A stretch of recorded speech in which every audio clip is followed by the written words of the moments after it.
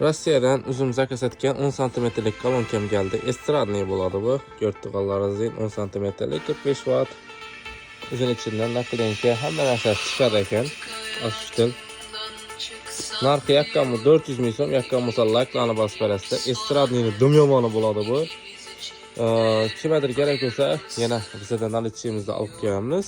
Xolasizda mid basuradan qiylanba, xolasizda bomba. Ya oxirgi postlarda videosini ko'rib kimga kerak bo'lsa, bizdan nalitchimizda bor. Barakuda seriya bo'ladi bu. Ko'rdiganlaringizdan Barakudada o'ynashib ko'rib, dum yomoni bo'ladi. Ozish ishlarni ko'rsatib o'taman hozir.